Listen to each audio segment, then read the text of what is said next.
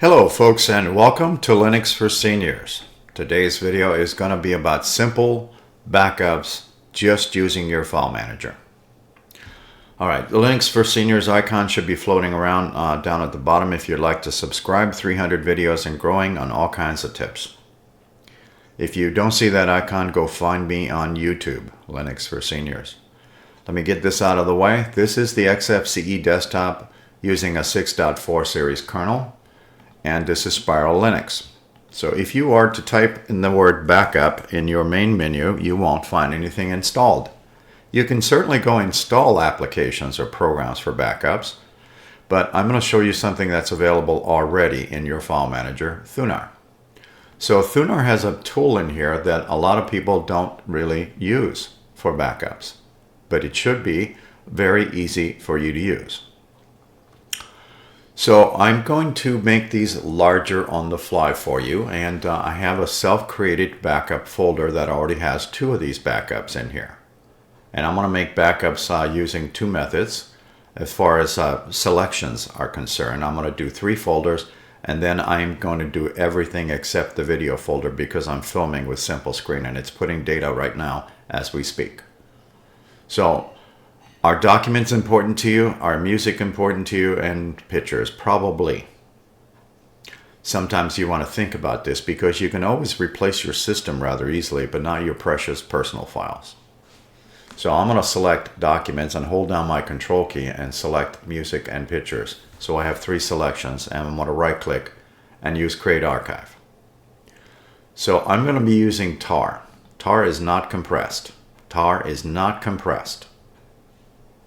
Tape archive is what that stands for. Okay. Now I just made one of those. This is a tar ball, and it has 3 folders complete with stuff in it. Alright. Now you saw how fast I did that. Now I'm going to delete that one, and I'm going to do the rest of these. Control A selects everything. I'm going to deselect the videos.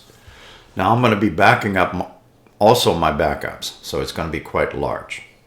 So I'm going to create an archive, and we can do this now or later. That's all up to you as far as the name is concerned. You saw how fast that was. That was under 5 seconds. And you're probably thinking there's hardly anything in these folders. Well, let me let you see that. Right click, properties. This is 1.7 gigabytes, not megabytes. G, 1.7 gigabytes. You can actually see the raw bytes right there. So I just made a tar ball, or a tar box I call it, with everything in it, including those 2 other backups. So now that we made a backup, it might be a good idea to maybe rename these things. So today's date is the 17th, so I'm going to click back in here and I'll add 1/17/24 to the file name. Then I'm going to drag it over to the backup folder. So now you can see what I have in here. I'll make this larger for you if you like. That one says 1/2/24. 1/17 is the latest, and then there's last year's backup.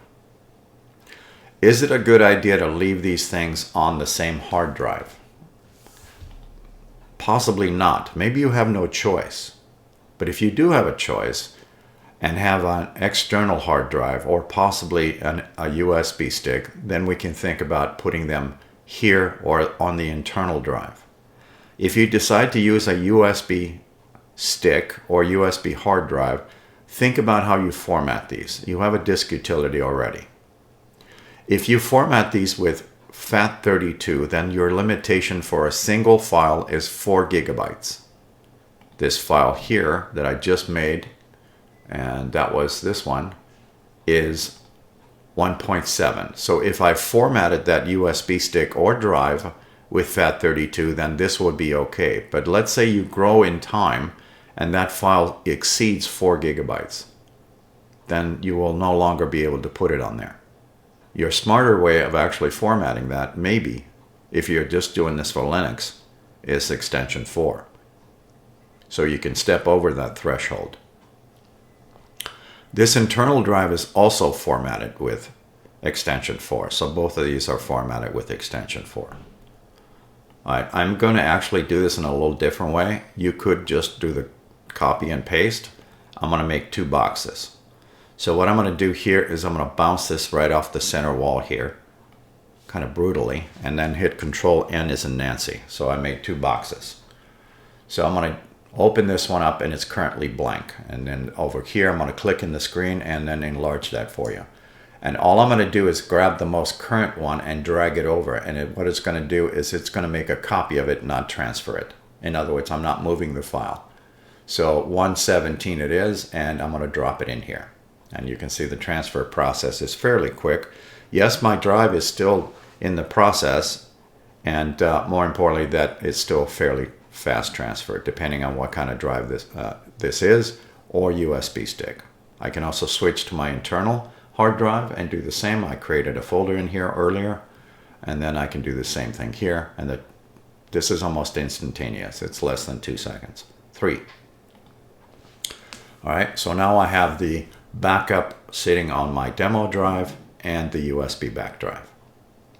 All right, I'm gonna pull this down and close this one because that was the created one, and then I'll resize the icons on the fly.